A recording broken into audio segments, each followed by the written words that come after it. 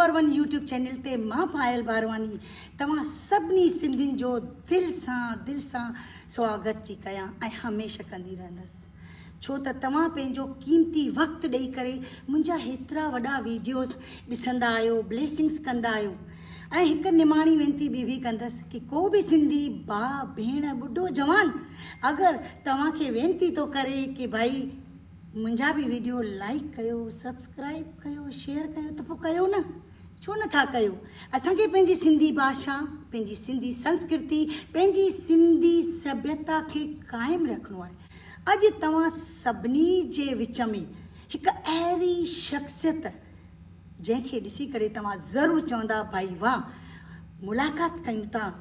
कलकत्ते जी जानी मानी हस्ती मिस्टर मुरली पंजाबी। ज़ोरदार तालियुनि सां मां स्वागत थी कयां मुरली पंजाबी जन जो।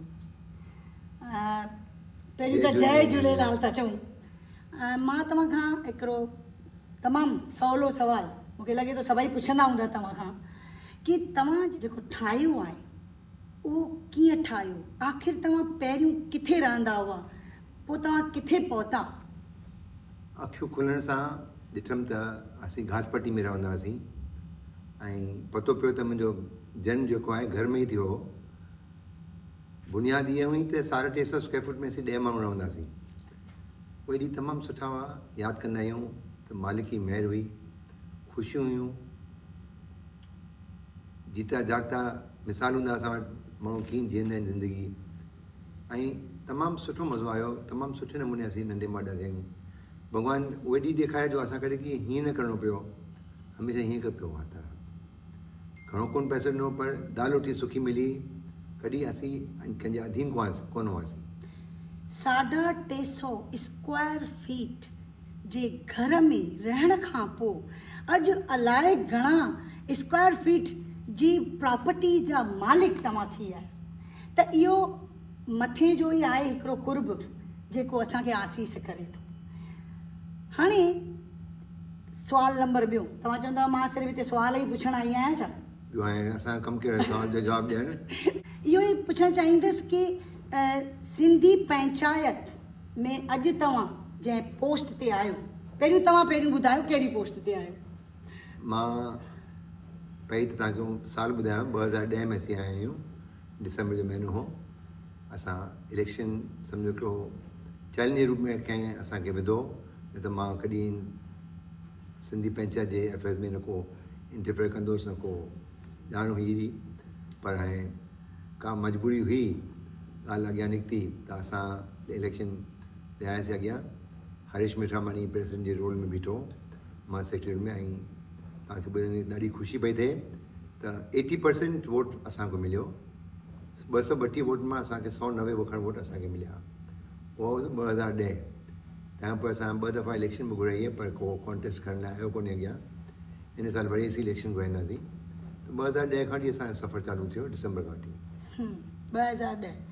पर तव्हां हिन वक़्तु सिंधी पंचायत में आहियो, पर कहिड़ी पोस्ट ते आहियो एट प्रेज़ेंट? मां ऑनरी सेक्रेटरी शुरू खां वठी हुअसि, अॼु जो ॾींहुं बि ऑनरी सेक्रेटरी आहियां। बिना वतन जे, बिना ततन ते कमु पिया कयूं, समाज जे लाइ सोचूं पिया।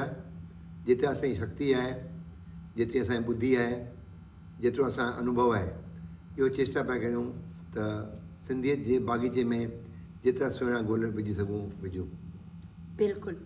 सिंधी पंचायत हुजे, चाहे सिंधी पंजाबी पंचायत छो न हुजे, ऐं केतिरियूं ॿियूं बि सिंधी समाज जूं संस्थाऊं आहिनि जेके बाक़ाइदा पंहिंजे सिंधियत जे लाइ ॾाढो कुझु घणो करे रहियूं आहिनि। असीं शाबस ॾियूं था उन्हनि भाउरनि खे, उन्हनि भेनरुनि खे जिन निस्वार्थ भावना सां असांजे सिंधी समाज जे कमनि खे पंहिंजे हथनि में खयो आहे ऐं हिकिड़ो मिसाल क़ाइमु कयो आहे। घणेई अहिड़ियूं शख़्सियतूं आहिनि असांजे सिंधी समाज में जेके सिंधी सभ्यता, संस्कृति ऐं भाषा जे लाइ घणो ई कुझु करे रहियूं आहिनि। मुरली भाई, हाणे इहो ई आहे कि असीं जिते वेठा आहियूं, असीं किथे वेठा आहियूं एक्चुअली में ॿुधायो? जमुना बैंक में वेठा आहियूं।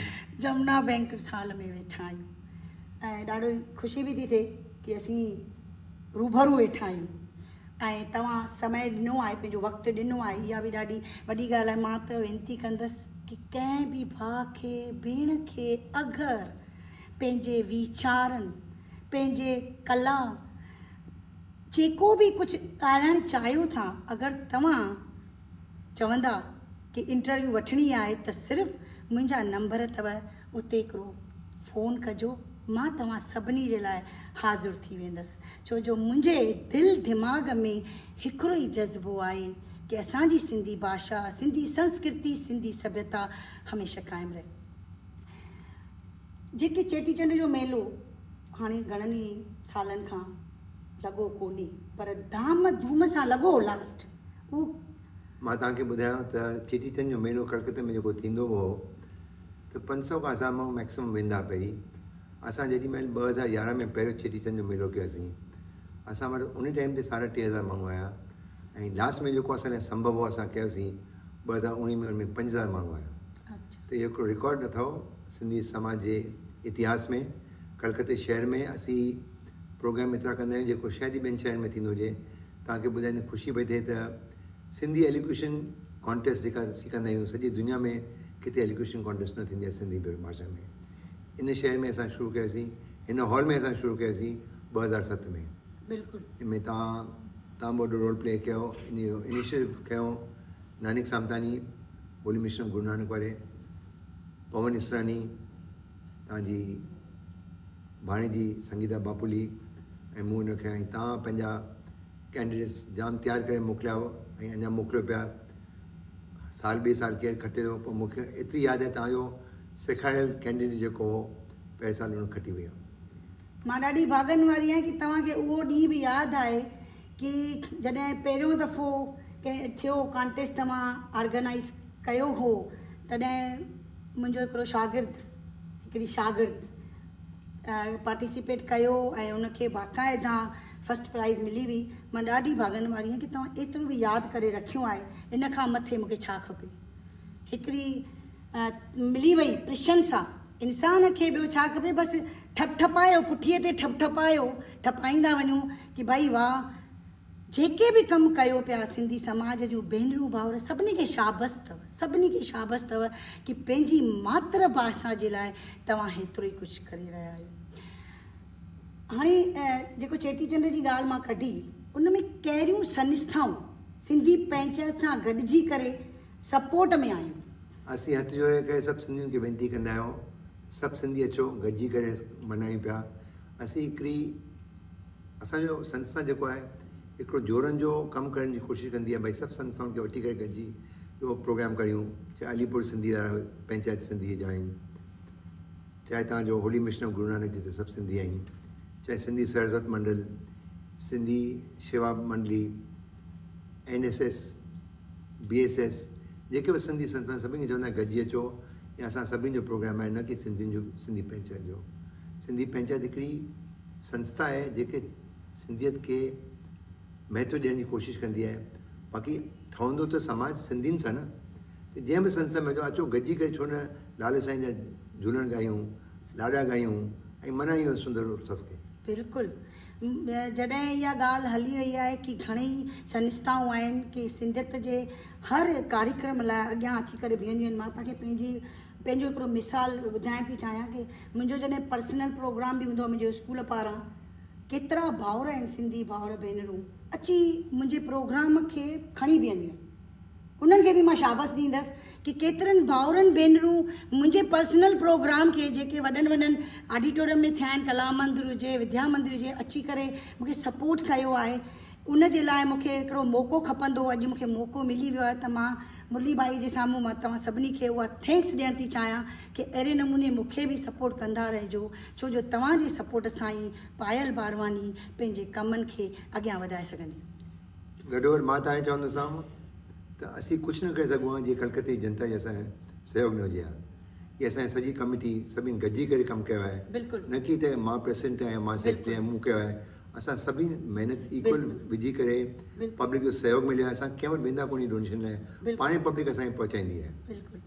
त इहो पब्लिक जो समर्थन, पब्लिक जो साथ, पब्लिक जो एंथुजियाज़म जेको आहे, पब्लिक खे जेका ख़ुशी थींदी आहे गॾिजी मल्हाइण में, जो कलकत्ते जनता खे कलकत्ते सिंधियुनि खे असीं नमस्कार था करियूं, नमन था करियूं, शुक्रगुज़ार था आहियूं तव्हांजा जो तव्हां असांखे एॾो सपोर्ट कयो आहे, जो सिंधियत जो नालो किथे अचे पियो। पहिरीं एतिरा साल सिंधी हुआ हिते, कंहिं अख़बार में कोन ईंदो, कंहिं टी वी चैनल में कोन ईंदो, भई सिंधी पंचायत या सिंधियुनि जो को प्रोग्राम थींदो आहे।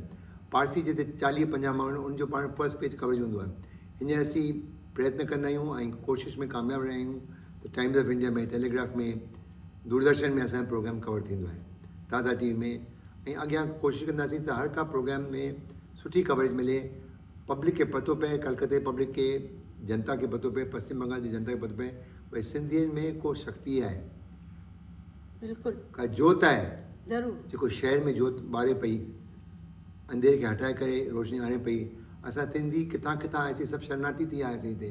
अॼु केतिरा सिंधी कामयाबु थी वेठा अथव। ॾिसो अॼु न्यू कैनवर्थ वारो MS भरत, इहो बि शरणार्थी थी आयो। मिस्टर लक्ष्मणदास बेलानी, उहो बि हिते आयो, नौकिरी पंहिंजी कई। जेके वॾा नाला अथव सभु नंढे मां वॾा थिया आहिनि, सभिनी जी शुरूआति ईअं ई अथव। ऐं जीतो जागता मिसाल आहिनि दुनिया लाइ त भई सिंधी कॾहिं फ़क़ीर न मिलंदो तव्हांखे। सिंधी जेको महिनती माण्हू आहे, अकुल सां कमु वठी करे, वापार करे कमाईंदो आहे ऐं कामयाबु रहिया आहिनि सॼी दुनिया में। ओड़े नमूने कलकत्ते में बि सिंधी ॾाढा कामयाबु रहिया आहिनि। इन करे त मां पंहिंजे YouTube चैनल जो नालो ई रखियो आहे सिंधी नंबर 1। त हाणे तव्हां सम्झी वियो छो रखियो आहे इहो नालो? बिल्कुलु सही रखियो। मुंहिंजी परिभाषा सिंधी अथव, Sindhi prays like a Sardar ji, it's like a Musalman, talks like an Englishman, calls himself Hindu born in India. इन जो मिसाल इहो अथव त इन ॾिसंदव शादी महल सिंधी जेका आहिनि कंदव, गुरुद्वारे जा फेरा, हा आन कार्ड, खाइण महिल साईं सभिनि सिंधियुनि खे घणो करे चिकन बिरयानी खपंदी, मटन चांप खपंदो, त जीअं मुस्लमान खाईंदा आहिनि उनखे खाधो उहो वणंदो आहे। ऐं सिंधी जिते पहुतो हांगकांग, प्रताप मां थी वियो पीटर, महेश मां थी वियो माइक, गिरधर मां थी वियो जॉर्ज। छा चीननि खे नाला ईंदा कोन आहिनि असांजा ॻाल्हाइण, त ॿियो को रस्तो अथनि कोन, तंहिंजे करे नाला अहिड़ा कंदा आहिनि जेके चीना ॻाल्हाए सघनि। वरी बि चवंदो, आख़िर में चवंदो, मां हिंदू आहियां, मुंहिंजी परवरिश भारतवर्ष में थी अथव, मां सिंधी आहियां, मां सिंधी आहियां। बिल्कुलु बिल्कुल। सिंधी भाषा, संस्कृति ऐं सभ्यता खे खणी करे असां अॼु इहो एतिरो कुझु वीचार ॾे वठि कयूं पिया।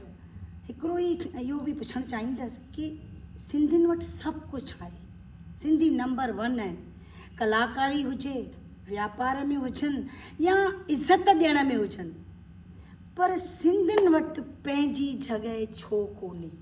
उहो ॾींहुं कॾहिं ईंदो जो असीं चवंदासीं हीअ असांजी जॻह आहे, सिंधी माण्हुनि जी जॻह आहे? हुनजे बारे में इतिहास नंढी अथव। 9 सालनि जे विच में असीं जॾहिं पंचायत टेकओवर कयोसीं, असां 3 लख मिलिया टोटल फंड, तंहिंमां असीं 9 लख करे आया आहियूं 9 साल में। ऐं मां वधीक न चवंदो, उमेदु थो कयां त ॾाई ताईं तव्हांखे कुझु ख़ुशख़बरी ॿुधायां। जेको असांजो ओरिजिनल प्लान हो त वॾो सिंधु भवन ठाहींदासीं, उते अञा प्लान सेंक्शन न थियो आहे, पर जेको असांजो पंचायती जॻह अथव 3000 स्क्वायर फुट पार्क स्ट्रीट में, मेन पार्क स्ट्रीट, उनखे असीं वधाइण जी कोशिशि करियूं पिया। ऐं लाल साईं कंदो, उन जी दया रहंदी, 99% असीं सुठी ख़बर तव्हांखे ॿुधाईंदासीं भई कुझु अॻियां इन क़दम कंदा आहियूं। कुझु जॻह कयो अथऊं कलकत्ते में जिते सिंधी पंहिंजो जॻह सम्झी करे अची रही सघंदा। 5 स्टार फैसिलिटीज़ ॾियण जी कोशिशि कंदासीं, ऐं 2 star rates, 1 star rates, concessional, उहो ग़रीब हूंदो फ्री बि कंदासीं। 5 स्टार रूम ॾींदासीं, 5 स्टार सर्विस ॾींदासीं। ऐं मेन त सिंधियुनि जी शेवा करणी आहे, समाज जी शेवा करणी आहे। इहो न कि रुगो सिंधियुनि जी शेवा करणी आहे, ॿियो केरु ईंदो गॾु, हू बि कंदासीं, पर पहिरीं असीं सिंधियुनि लाइ ज़रूरु सिंधियुनि जे लाइ चवंदा आहियूं। त तव्हांजी आसीस खपे, तव्हांजा शुभकामना खपनि सभिनी जा। वेंदे वेंदे हिकिड़ो लाॾो ॻायो।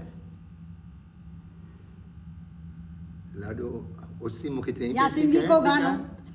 मूंखे जेको यादि आहे 2 अखर जेके यादि आहिनि, मुंहिंजी सनरी ख़मीश सुए सितारनि सां, सुए सितारनि सां मन रोमर सां, सुए सितारनि सां मन रोमरनि सां, मुंहिंजी सनरी ख़मीश सुए सितारनि सां। अॻियां यादि कोन थो अचे, त ओचितो मूंखे झटको ॾिनो त हाणे वधीक न दमादम मस्त कलंदर, तूं अखर 2 ॻाए, मां 2 अखर ॻाल्हायां। हाणे अॼु तव्हांजे ॻाइण जो ॾींहुं आहे। न भई, मां आहियां बेसुरी। लाॾो मुंहिंजो त हिन सुहिणो आहे, मां बेसुरी आहियां, मां कॾहिं न ॻाए सघंदो आहियां। मां हिकिड़ी लाइन ॻाए सघां थी का बि। पेरे पवंदी सैं चवंदी सैं, पेरे पवंदी सैं चवंदी सैं, अबा रही वञ राति बंभोर में, अला रही वञ राति बंभोर में।